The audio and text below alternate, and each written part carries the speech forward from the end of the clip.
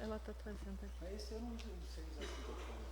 Sabe não? Não sei usar mesmo. Essa mão solta ali, não sei. Tem que o microfone tem que ficar solto assim, ó. Minhas irmãs, meus irmãos, meus amigos, que Jesus, nosso divino amigo, nos oriente, nos guarde, nos abençoe e segure o microfone para a gente na noite de hoje. É uma alegria enorme ocuparmos esse espaço, a tribuna. E falávamos, antes de iniciar com os nossos amigos, num outro momento que tivemos na instituição, sobre usar esse espaço da casa. Aí uma companheira falou assim, é o amor. Eu falei, não, não é o amor, é o prazer. É o que move o homem no mundo de categoria inferior que a gente vive, não é o amor, é o prazer. É sentir prazer. Porque o prazer, ele está extremamente relacionado com a inferioridade. Você não abre mão do seu prazer, mas quando você ama, você abre. Quando você ama, o bifinho maior é do outro que está com fome. Quando você ama, você vai comer aquele arroz de 5 dias na geladeira e vai deixar o fresquinho para quem você ama. Nós vivemos num mundo de categoria inferior, onde o que a gente ainda move, Olívia, é o prazer. A gente se move pelo prazer. Quando você arruma uma namorada, quando você arruma um namorado, morando em Cabo Frio e ele vivendo em Santos Dumont, Minas Gerais, Santos Dumont vira ali, né, Cláudia? É ali. E não, eu pego 4 ônibus para chegar lá em Santos Dumont, nem vejo. Você não vai porque você ama. Você vai porque aquela pessoa é fonte de prazer. E quando o prazer acaba, nem aniversário de vizinho a gente vai porque acha longe. Deus que me perdoe descer para o 2º andar, eu que moro no 3º, trocar de roupa para descer, não vou. Por quê? Porque não é amor, é prazer. E já que eu não sinto essa fonte de prazer, eu não vou. Então, hoje, eu venho para cá, a gente vem, de repente não é porque ame, é porque sinta prazer em vir para cá. É porque aqui ainda não hajam situações que nos contrariem, que nos aborreçam, que nos encham a paciência, que confrontem as nossas ideias mais profundas. E quantas vezes a casa espírita, a casa religiosa, deixou de ser fonte de prazer, e porque nós não amávamos o suficiente, nós fomos embora. É assim que acabam as relações. As relações não finalizam porque o amor acaba. Amor não acaba. As relações acabam porque o prazer acaba. O prazer de dormir junto, o prazer de acordar junto, o prazer de compartilhar o físico, o prazer de compartilhar os ideais, o prazer de compartilhar os sonhos. Amor não acaba. Prazer acaba. E talvez seja importantíssimo nós pensarmos como é que as nossas relações começam, Rosane. Se por amor ou por prazer. Se porque a gente tem uma química sexual extremamente prazerosa, ou porque eu descobri que mesmo que essa química sexual extremamente prazerosa um dia acabe, eu não quero estar com outra pessoa. Isso é amor. É por isso que quando você ouve as pessoas dizerem, o casamento acabou porque o sexo esfriou, não era amor, era prazer, era carne, havia só aquilo.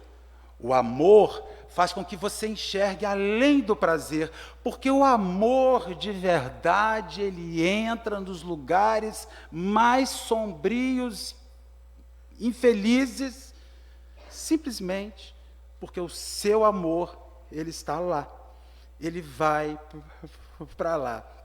Então, eu digo aos companheiros, eu subo essa tribuna hoje, ou faço as minhas atividades institucionais movido por muito prazer. E eu espero que um dia, Roger, isso vire fonte de profundo amor, para que, independente de todas as adversidades, de quando tiver aquele dia que o prazer não for tão legal, o amor me sustente, Marcelão, o amor me faça ter vontade de ficar. É por isso que as relações afetivas, as pessoas falam assim, como é que uma pessoa passa 60 anos juntas? É porque ela aprendeu que o amor, às vezes, ou melhor, que o amor sempre é o único elemento que dá longevidade às relações. E é preciso que a gente aprenda a hora de transformar o prazer. É preciso que a gente aprenda a hora de compreender que, obrigatoriamente, o corpo não precisa funcionar como fonte inesgotável de prazer do sexo. E compreender que agora, na minha nova fase, sim, existem 500 remédios, sim, existem 500 situações que estão levando muitas pessoas à morte, no desejo insistente de que o prazer sobreviva.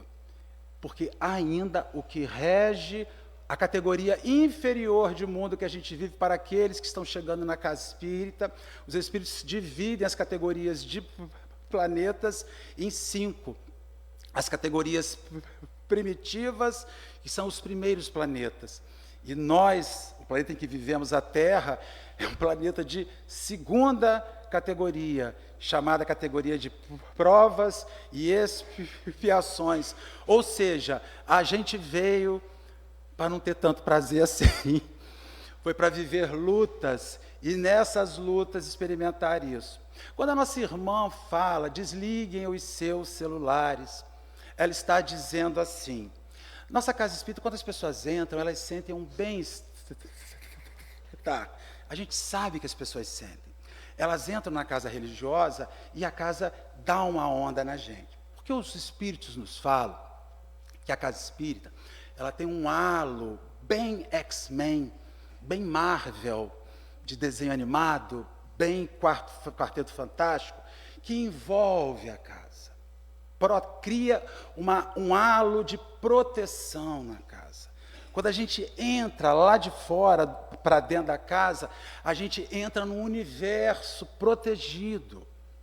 Quando você conecta o seu celular com pornografia, com sujeira, quando alguém se senta aqui para marcar encontros de traição depois da reunião, quando a gente se senta aqui e acessa sujeiras políticas, sujeiras que não cabem nesse espaço, nós puxamos cá para dentro, pela nossa conexão com o celular, toda a sujeira que os espíritos lutam para deixar lá fora. Tem gente que discute no WhatsApp com a coisa lá fora, que se aborrece, que se chateia lá fora. Então a gente pede às pessoas, implora às pessoas, respeitem este ambiente, não liguem os seus celulares dentro desta casa, desliguem, porque cada vez que você liga, você contamina o espaço espiritual, que é tão protegidinho. Você está aqui sentado, rezando, entra uma mensagem, entra uma pornografia, aquele seu amigo que só te manda sujeira e imundícia, aí você acessa uma mulher nua, um homem nu dentro deste salão. Você acha que ninguém vê, mas a sua mente, quando vê aquilo, ela dispara imediatamente no campo psíquico dessa casa uma sujeira que fomenta aquela imagem, porque o pensamento cria forma, entendeu? O peguetezinho, a noite de ontem foi linda, foi maravilhosa. Quando vamos repetir, as pessoas falam isso aqui dentro, porque elas acham que é só um espaço que ela veio receber o passe, e elas não têm consciência que enquanto elas fazem isso, elas estão maculando um espaço protegido. Mas não há proteção de dentro quando essa proteção vem de fora com os companheiros. Não há, Regina. Não há proteção nenhuma. Então, se você senta aqui, abre seu celular, está desconectado com a reunião, está acessando instruções que não têm nada a ver com o momento, você não está aqui. Você só veio para sugar o passe quando acabar a reunião. E isso aqui vai além do passe. É um ambiente que estimula, que concentra, sabe? É um abraço, é um afago, é um momento diferente da sua rotina do dia que foi horrorosa, que teve briga, teve discussão, teve aborrecimento, teve dor, teve um conjunto. Então você está naquela sua hora de ter um momento de leveza e você está puxando toda a carga pesada lá de fora, aqui para dentro. Então você, primeiro, não respeita esse espaço. Acessar determinados tipos de instrução pela intimidade do seu celular aqui dentro é um desrespeito com esse espaço, porque nós temos que lembrar aos companheiros de um apóstolo, do apóstolo Paulo de Tarso, que numa das suas epístolas diz: há uma nuvem de testemunhas assistindo tudo o que você faz. Então, naquele silêncio que ninguém vê, testemunhas invisíveis assistem o que você faz e dão notícias do campo psíquico daquilo que a gente vive. Então, deem a essa casa, em situação de respeito, uma horinha da sua desconexão com o mundo de fora. Porque a gente espera que, se alguém dos senhores desencarnar, eles sabem onde vocês estão e virão aqui na porta avisar. Ó, fulano morreu, estou chegando aqui para te avisar. Fora isso, não percam essa chance bendita de uma conexão profunda com uma noite única na vida das pessoas. Nós vamos falar hoje sobre céu e inferno e purgatório. Um negócio esquisito, porque no movimento espírita a gente sempre ouve dizer: não existe esse negócio de céu, de inferno, de purgatório, Lourdes. E a gente sabe que não existe. Mas no final das contas, a grande pergunta é aonde que essa morte vai dar quando ela acontecer. Porque você está vivendo aí, meu irmão, está fazendo seu exame, seu hemograma, sua academia, tirou o glúten, lactose, está tomando seu suplemento, seu Fixare Pro, conjunto de vitaminas, tirou ali, está com aquela alimentação boa, soja, come uma coisa leve, faz academia porque você quer prolongar a vida. É fato que isso funciona só até o segundo parágrafo, porque com toda a soja do mundo, com toda a atividade física do mundo, com toda a vitamina do mundo, Renatinho, na hora que o gongo bater, tum. Por isso que eu não tenho andado com a mão para cima. Eu tenho medo que Jesus puxe. Eu só ando de mão para baixo, porque eu estou tentando fazer esse golpe na vida, né? Levantou, ele te puxa, te leva, isso já era. Então, eu estou tentando só andar de mão baixa. Estou dando tchau assim, para não levantar acima do... Mentira, vai do mesmo jeito. Então, a morte é algo que nos rodeia, é algo que está à volta da gente. E o pior é que a gente não sabe muito que mundo a gente vive, e, consequentemente, não tem muitas ideias de que mundo a gente vai. Sendo que o mundo que a gente vai reflete a maneira que você vive aqui. Para morrer bem, você só precisa de uma coisa. Sabe o que é? Viver bem. Quem vive mal, morre mal. É a regra da vida. Não adianta você ser safado, ruim, né, tudo, achar que a cesta básica que o cobertor que você doou no trabalhador de Jesus salvará a sua encarnação.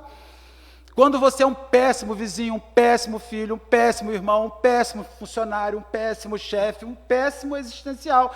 Mas o cobertor, o máximo que pode acontecer, ô Lúcia, é no mundo espiritual com frio te jogarem uma peleja em cima. Mas fora isso, essa peleja aqui é aquela que você doou para o centro, joga em cima. Porque o resto não muda. Como é que a gente morre bem? Que é o grande desespero de todo mundo, Elidinho. Viva bem, seja honesto, seja honrado, seja justo, faça o certo. A morte vai ser chuchu beleza. Agora, quando você vive na antítese de todo um projeto futuro, é preciso que a gente lembre: quem planta sarça, colhe sarça. Mas as pessoas plantam sarça e querem manzanas argentinas, polpudas. E aí os espíritos estão sempre nos falando sobre isso, sobre o futuro e sobre um mundo melhor. E quem mais nos falou sobre o mundo melhor foi Jesus de Nazaré, Lolo, porque ele nos afiançava na sua vida um projeto para amanhã. Uma ideia para amanhã. Nós hoje estamos fechando o Livro dos Espíritos. E o que significa isso? Que daqui a 2 semanas ele recomeça de novo na nossa casa, no item 1º do Livro dos Espíritos, que a gente reinicia. Para os irmãos que não sabem, o Livro dos Espíritos foi a primeira obra publicada por Allan Kardec em 18 de abril de 1857. Quando ele lança um livro que, na sua primeira edição, tinha 502 perguntas, e depois, numa revisão, numa segunda edição, salta para 1019 perguntas com as suas respectivas respostas. E esse livro ele é único. Por que ele é único? Porque o Espiritismo ele é a única religião que surge da dúvida humana. Os Espíritos, Olívia, te dão o direito de perguntar como é. Porque em religião nenhuma você tem o direito de perguntar, ou você aceita o dogma, ou você é um herético, que tem falta de fé. Allan Kardec era um gênio, mas um gênio chato. Por que ele era um gênio chato?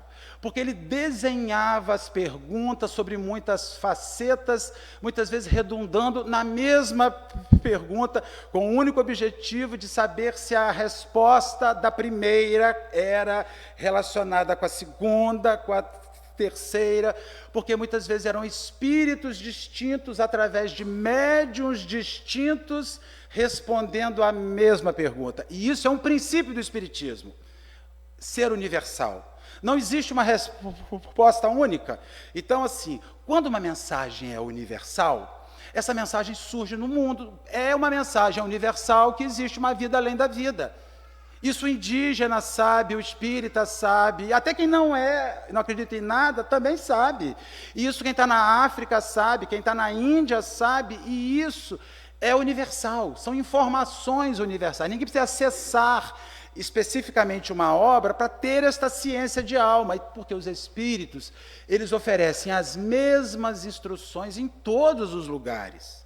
Então, isso é um princípio universalista, e tudo que está na obra espírita, ainda que soe como algo novo, quando você faz um mergulho nas outras religiões, você consegue descobrir similaridades, sintonias, e vai perceber que, às vezes, aquela instrução que a Índia recebeu há 4.000 anos, aquela instrução foi oferecida dentro da capacidade deles entenderem aquilo 4.000 anos atrás.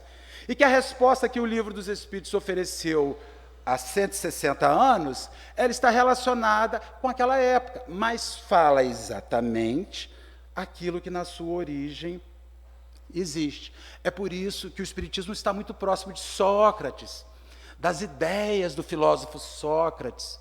Um espírito extremamente evoluído que veio plantar esse início. Então, quando a gente fala em fim, a gente assusta, né, gente? Porque morrer dá um barato muito esquisito, né? E é esquisito quando a gente vai fazer um exame. Eu teve uma época na minha vida, Marcelo, que eu ia fazer exame, eu levava 15 minutos na porta, segurando a parede, negociando com Deus o resultado do exame antes de eu abrir. Não, Senhor, olha só, pelo amor de Deus, da minha parte, está na minha hora ainda não, pelo amor de Deus, né? Eu não sei se você faz isso, às vezes eu faço, pego os exames, esse pânico, agora que está melhorando, né? Às vezes medicado, você toma um remedinho para ir lá buscar o resultado do exame, porque a ansiedade, este medo da morte.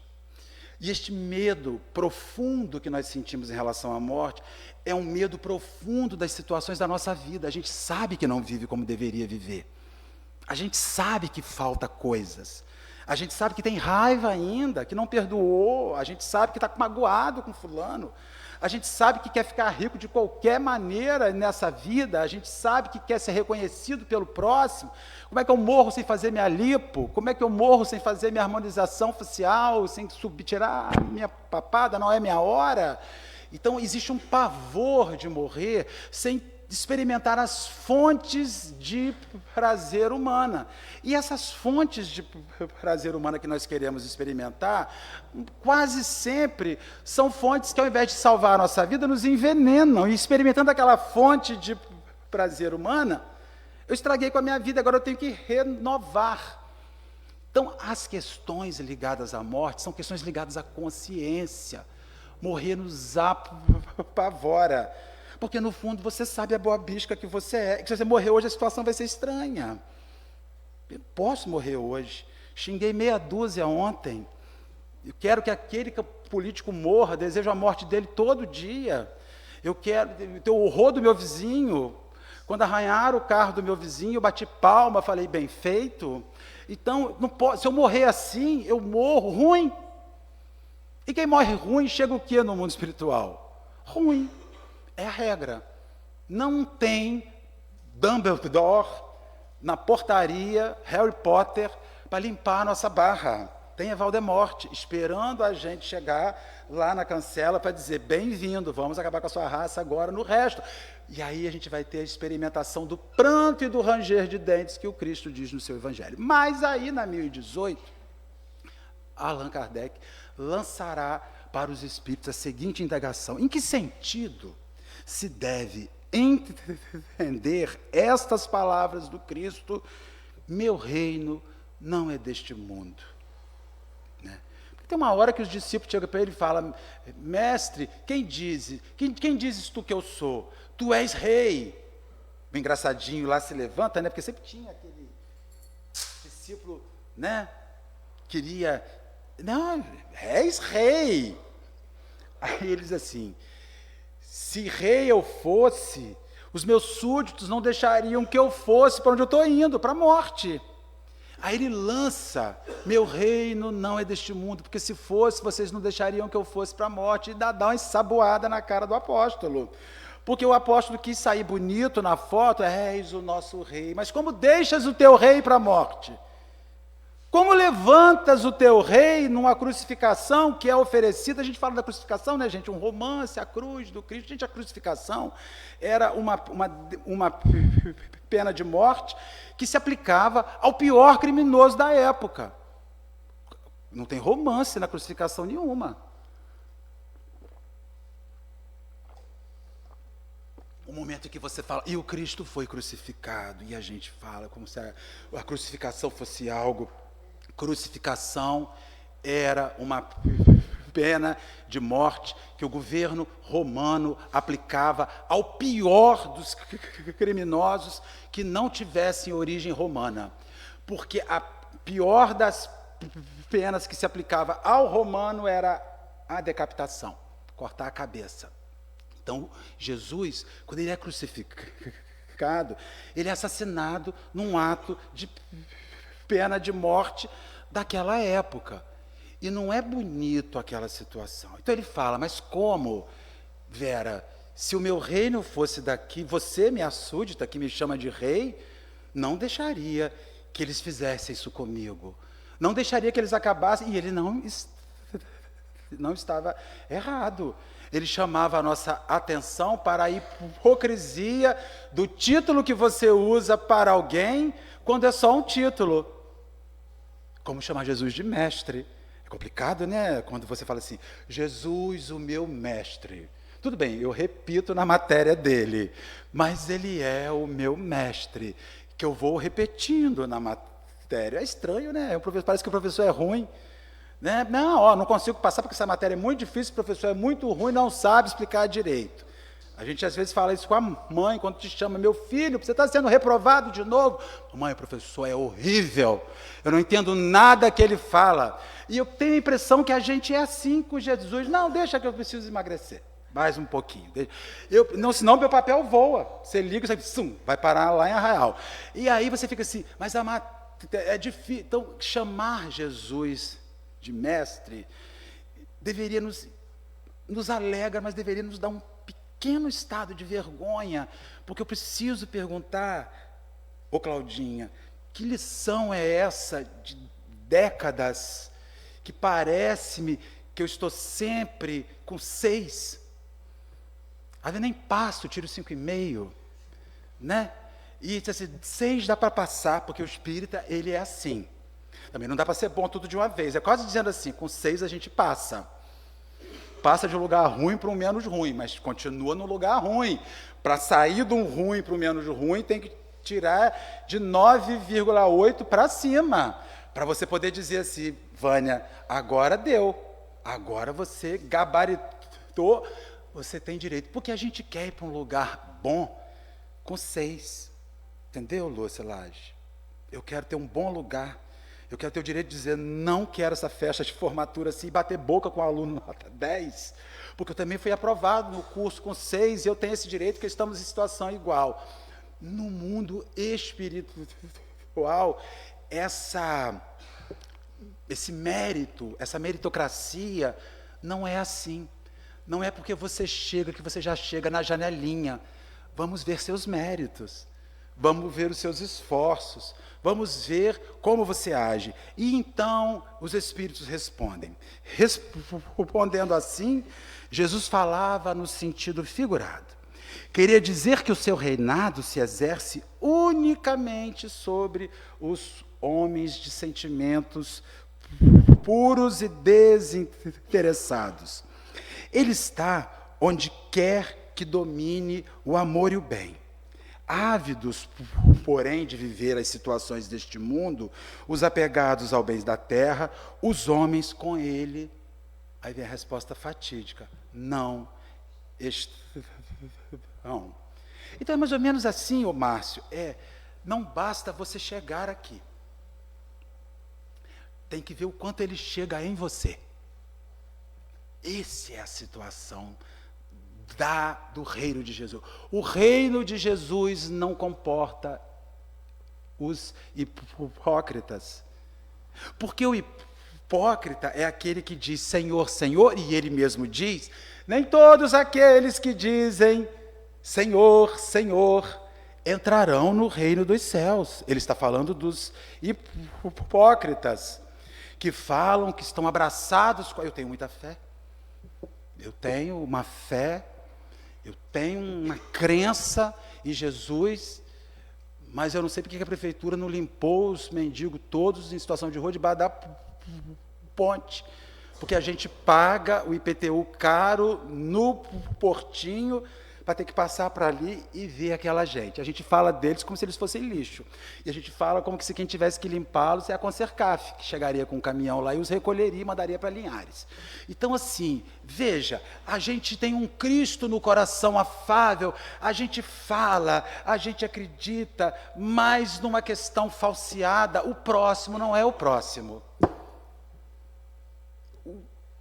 Eu não consegui compreender que eu não estou aspirando ir para um lugar, mas que todo o exercício é para que este lugar venha para mim. Esse é o trabalho, é estar no reino de Jesus, na terra caminhando com os miseráveis, é estar no reino de Jesus caminhando com os excluídos, com os odiosos. Esse é o reino. Tem gente que vem para o centro espírita e fica assim, não vejo a hora de sair desse planeta. Você é assim, Marcos? Você está pedindo a Deus que enjoou, você lotou, né? E quando é que a gente vai para um mundo melhor? Quando é que a gente vai evoluir, Mateus? Para aquele mundo maneiro. Não vejo a hora, e tem gente que fala. Porque para eles conviver com o difícil é inimaginável, e ele não conseguiu compreender ainda que enquanto viver no planeta de onde a gente vive, a Terra, não for uma fonte de satisfação e de serviço, ele será a nossa algema. Quando é que eu saio da Terra, Olívia? Eu só vou abandonar a terra o dia que eu tiver pena de sair daqui. Mas pena não é porque o mar é azul, não. É porque aqui é bom, é um lugar bom de trabalhar, é um lugar bom de servir. Os espíritos superiores não vão. Bezerra de Menezes bate a caçuleta, se encarna, né? Méritos lá em cima, chega no mundo invisível, está lá dormindo na erraticidade, abre o olho, Celina está do seu lado.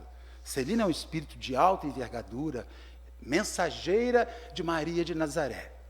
Celina é a mensageira de Maria de Nazaré. E aí, a senhora está aqui? Pois é, a mãe me mandou aqui, Bezerra, porque seu serviço no mundo está encerrado, na terra. Você fechou com louvor o seu ofício. Ele fica felizinho ali, acordando na erraticidade, quando ele começa a ouvir umas coisas, uns sons, uns grunhidos. Aí ele fala, mas senhora, que eu estou ouvindo? Ah, Bezerra, você está ouvindo o choro dos órfãos seus na terra. A quantidade de gente que você ajudou está desesperada, porque eles não estão se perguntando o que eles farão sem você na terra. Você está ouvindo o choro das milhares de pessoas que você, na qualidade de médico, os ouviu, os recebeu, os medicou, os atendeu e não cobrou nada. Você está ouvindo o choro das pessoas. E ele começou a falar, senhora, como é que eu vou embora? Como é que eu saio daqui com tanto serviço para fazer? Diga à mãe que eu sou grato, mas enquanto tiver um irmão meu chorando na terra, é lá que eu vou ficar. E continua aí.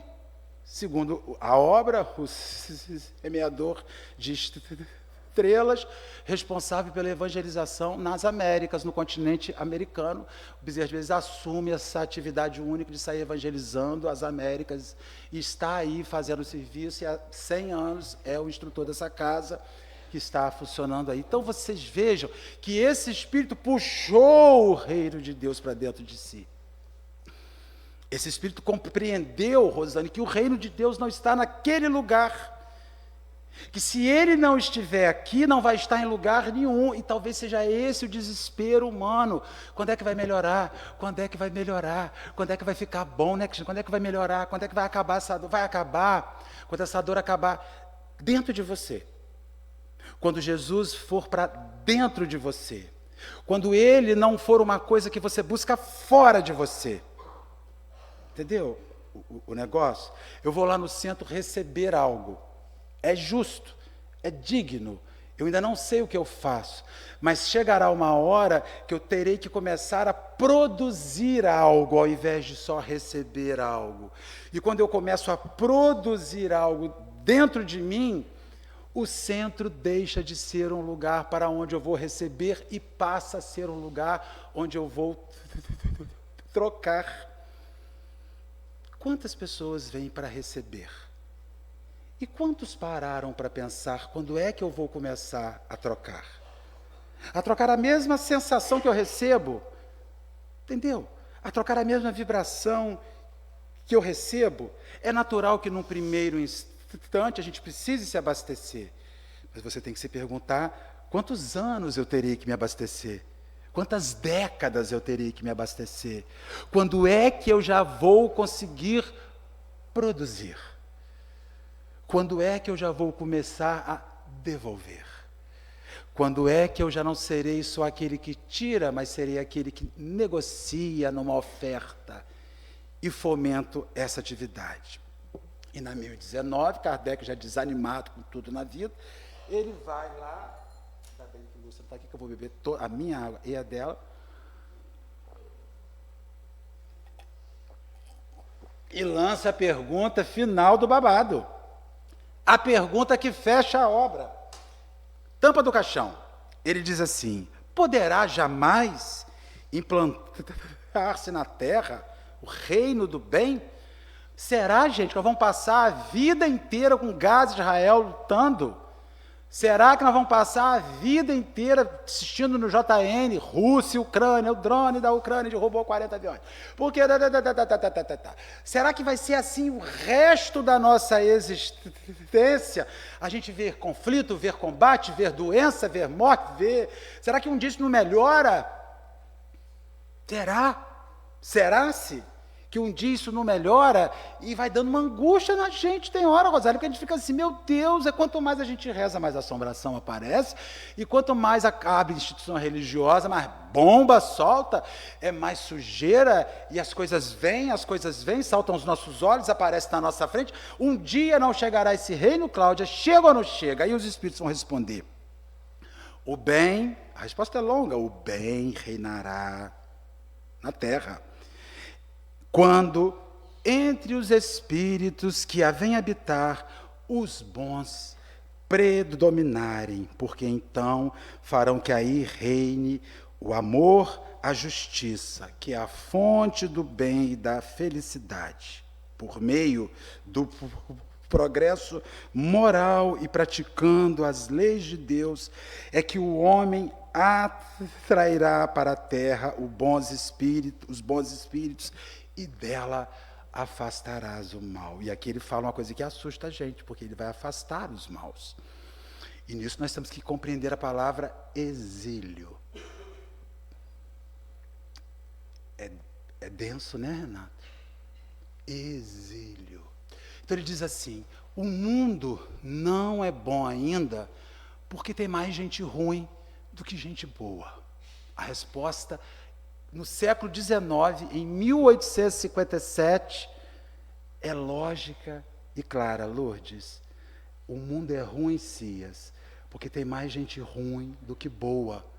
Quando a gente virar isso, quando o bem começar a suspender e o mal começar a reduzir, o bem estará chamando para a Terra, estará oferecendo para a Terra um planeta mais agradável de se viver. Quando você vai adquirir o seu imóvel, Vera, vai comprar o seu imóvel, chega lá para comprar apartamento. Primeira coisa que você pergunta, porque eu perguntaria, como é que é a vizinhança?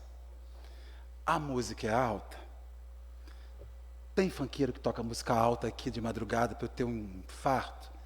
O pessoal tem respeito pela vizinhança? É a primeira pergunta que você faz. Como é que é a violência no bairro? Tem muita coisa aqui. Você quer saber onde você vai viver. Quando você parte desse princípio, o condomínio residencial Terra, Earth Planet, meu inglês está bom? Earth Planet, né? Porque aí o nome em inglês, o condomínio residencial Earth Planet, com guerra em Israel e na Palestina, com guerra na Ucrânia e não é lugar bom de morar não, gente, não há, só chama gente ruim para cá. Como é que você vai oferecer Praia do Forte, entendeu? Com violência urbana tomando acesso o tempo inteiro, não tem gente que more. Só o espírito perturbado que vem com a sua caixinha de som para a praia, porque ele vai botar aquilo ali. Então veja, o planeta hoje, ele não é uma oferta agradável ao mundo superior, porque qualquer pessoa de um mundo superior que olhe para aqui para baixo, fala assim, Jerusalém, Jeová, Jirê, para lá está difícil, só vou a trabalho. Porque quem viaja a serviço diz assim, naquele lugar eu só vou a trabalho, porque morar lá nunca. Então, para que o planeta Terra melhore, as condições de quem vive aqui têm que melhorar. Você não vende o seu imóvel com infiltração, amigo. Não vende. Porque tem 200 idênticos ao seu imóvel, sem infiltração no mesmo preço. Nem dando, às vezes, vale a pena, porque o gasto que vai ter para trocar o encanamento, e achar um bom pedreiro, né, que às vezes é pior, vale a pena demolir a casa e fazer outra. Então, veja, o planeta hoje não é agradável. Ele não é, o planeta é muito bom no pequeno espaço de lugar que você mora, a microbolha que você vive, mas a microbolha que você vive não é a Terra. E quando você fura a bolha, entendeu, do Caiçara, ali, você fura a bolha do Caiçara e vai para o Rio de Janeiro procurar um médico, erra o caminho, vai parar na Avenida Brasil, naquela hora de rush, de bala, você descobre que você vive numa bolha, que o mundo não é assim. E que você ainda hoje, vê faixa de Gaza arrasada, as destruições da guerra, e consegue mudar de canal, porque não chegou aqui, mas uma hora vai chegar. Sabe por que vai chegar? Porque o planeta está em ebulição. Porque nós estamos agora, os espíritos começaram a dizer assim, agora, ou vai, se vocês não conseguem fazer por vocês, nós começaremos a fazer. Porque ele diz, é preciso que hajam as transformações, que surjam as novas gerações. Mas o que são as novas gerações? Quando você olha, quando você fala assim, uma coisa que a gente, enquanto espírita, enquanto reencarnacionista, muitas vezes não pensa.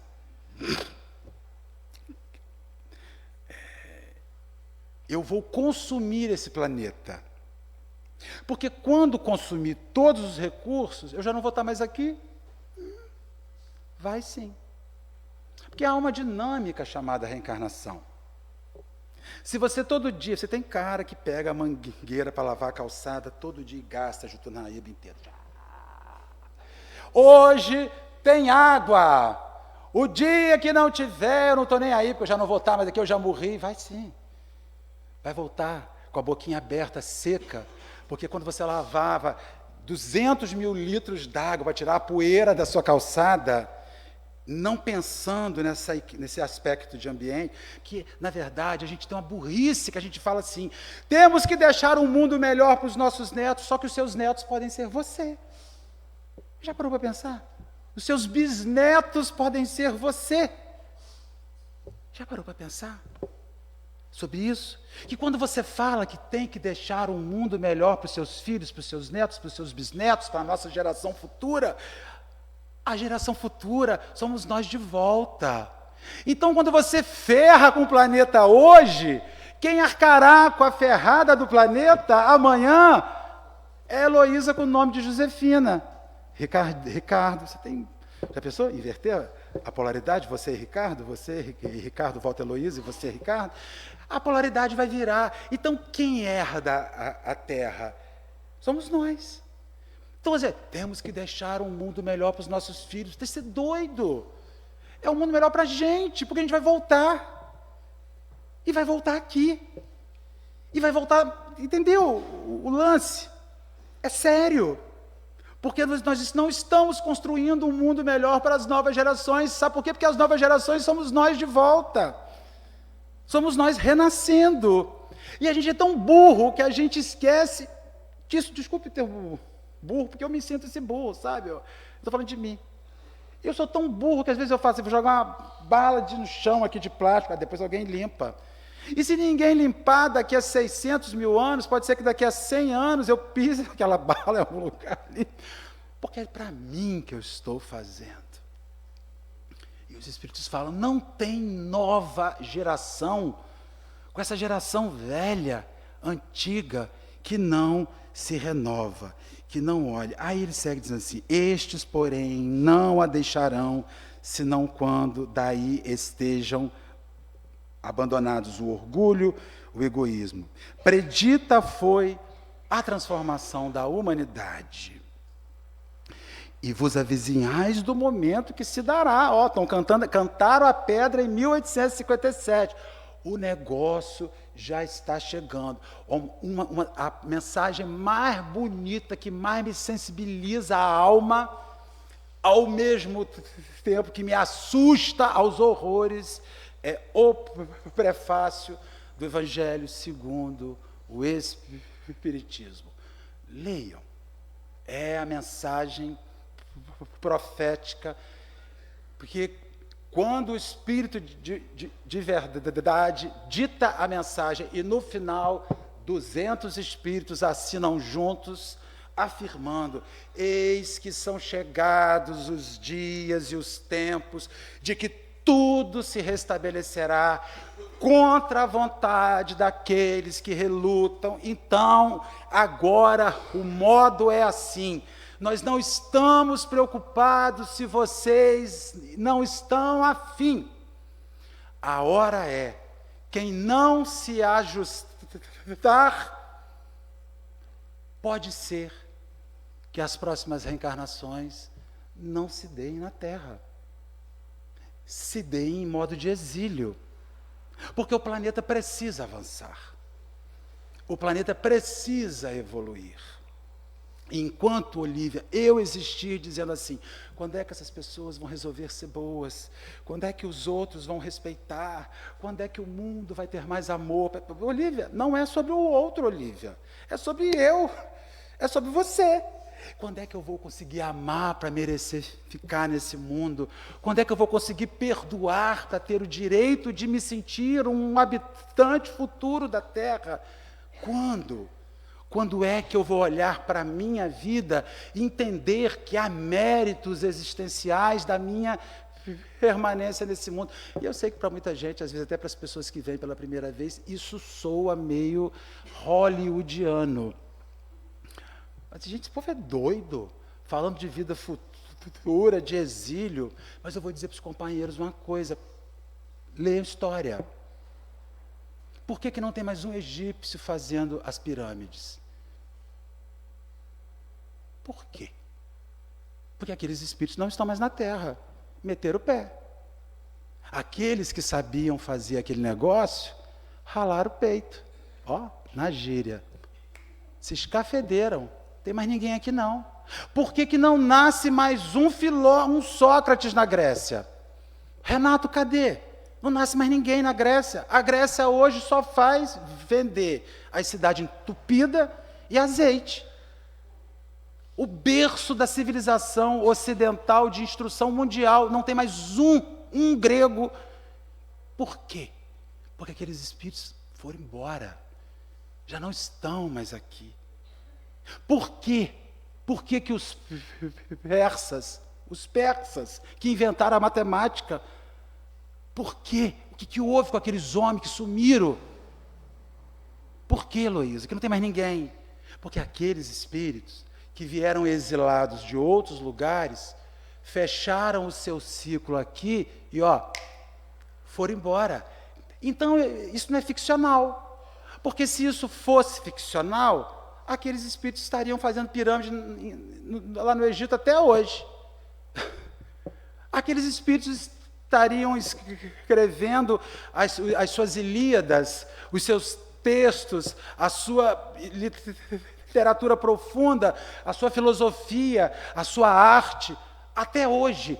E é impressionante que tudo o que nós fazemos hoje nada mais é do que revisitar o pensamento original desses homens. Nós não criamos mais nada depois deles. Nada. Você não se criou nada. Tudo. Cara, a engenharia civil que você faz hoje, ela surge numa engenharia civil de fora. Os incas, quem vai às cidades incas, as trilhas incas são feitas para durar 600 anos. Trilhas incas. Tem que ensinar essas prefeituras, né? Porque bota a massa, fura 4... As trilhas incas são exatamente as mesmas trilhas que aqueles homens passaram 600 anos atrás, porque elas respeitam uma saída de água, uma ligação. Existe em Machu Picchu uma parede negativa feita lá num lugar que os engenheiros vão lá e dizem assim: ninguém faz isso hoje. Lúcia, ninguém faz isso hoje. E aqueles caras com um ábaco, com régua, com sei lá o quê, construíram paredes negativas a 2.000 metros de altitude. E aquilo está lá do mesmo jeito até hoje. Então, essas civilizações de exilados que vieram de um mundo superior, que não cabia mais eles lá, manda essa gentalha para a terra. Gentalha, aí mandou para cá. Eles são ruins, mas sabem fazer as coisas com tecnologia. Então, eles vão puxar a tecnologia na terra. Eles vão puxar as ciências na terra. Eles vão puxar a instrução na terra, a cultura na terra. E quando eles crescerem e se ajustarem, a gente assina a carta de alforria deles e deixa eles voltarem de onde eles vieram para reencontrar família, porque tem um detalhe, né? Pode ser que você vai e sua filha não. Cida vai, você não. Você vai gostar? Não, né? Não, não vai. Então, assim, a gente vai ficar... Pode ser que os nossos afetos se separem. Já pensou, Lúcia? Cadê aquela galera? Irmã, eles não têm mais condição. Ficarão as angústias. Então, no final, eles dizem assim: se a gente não se transformar, o mundo que eu desejo não acontecerá. E aí, eles fecham dizendo: como o Espiritismo fala, sempre, sempre, sempre, absolutamente sempre, tudo que eu aprendo em Espiritismo é para mim. Fulano tinha que estar aqui hoje para ouvir isso. Não tinha. Se ele tivesse, viria. Quem tem que estar aqui é quem tem que escutar. Por isso que o expositor é um desgraçado na vida. Porque ele repete, porque ele tem que escutar. E o primeiro ouvido que ele ouve é o dele. E aí, a mensagem está sempre dizendo, eu tenho medo quando tem sorteio de livro. Porque quem ganha um livro não é sorte, é vergonha, está precisando ler mais. Sorteia Carlinho, né? Sorteia, tum. Ai, que sorte! Não é não, Regina. Está precisando ler mais. Toma aqui para você para casa ler. Aí você fala assim, já tenho esse, mas não leu. Pode sortear de novo. Então, quando você ganhar um livro num sorteio, não é sorte, é atestado de vergonha. Está precisando ler mais, precisando botar a literatura em dia, abrir mais. A gente não ganha nada, porque você está com conhecimento em dia, está estudando um pouquinho. Eu comecei a ganhar livro toda semana. Comecei a ganhar livro dos Espíritos, Amor e Caridade, sorteio livro. Eu ganhei uns 4. Falei, pelo amor de Deus, já entendi. Comecei, voltei a estudar, nunca mais ganhei. Falei, mandei o recado, né? E a gente vai fazer, então o mundo, ele vai começar em mim. Porque a gente fica sentado no sofá, quando é que isso vai acabar, meu Deus? Quando é que esse mundo vai melhorar? Vem Jesus, mas Jesus vai voltar. Sabe o que vai acontecer se Jesus retornar hoje? A gente mata ele depois da manhã. Porque vai sair no Instagram, vai ter uma live. Ó, tem um doido aqui caminhando sobre a água, dizendo que é o Messias. Jesus só teve um, ele mata ele, na pedrada. Dilapida o homem. É por isso que ele não volta. Sabe por que Jesus não volta? Porque ele nunca foi. Ele segue aí gerenciando esse planeta, instrutor desse planeta. Como é que alguém que nunca foi volta, Olívia Sá? Não volta. É porque o Mestre Jesus não vai voltar, porque ele nunca foi. Quem nunca foi não voltará jamais. Ele está aí, ele está conosco aqui agora. Ele está com cada um daquele que à noite, chorando nas suas angústias, o clama. Ele está ali, ele está com qualquer pessoa que levanta uma oração em louvor e diz obrigado pela vida, Senhor. Ele está ali. Como é que você quer que alguém que nunca foi volte? Ele está. Só que ele se acha da maneira que às vezes eu não acho que é suficiente, né? Eu queria tapar uma pedrinha nele, botar um crucifixozinho nele de novo, né? Para ver se ele ia de volta. Então o mundo melhorará. O reino de Deus vai se estabelecer. Quando este reino de Deus se estabelecer em mim, não tem outro lugar. Entendeu, Sônia? Foi para você, a noite toda de hoje. Que Deus, nosso Senhor, nos guarde. Você quer que eu faça prece? Não, você vai.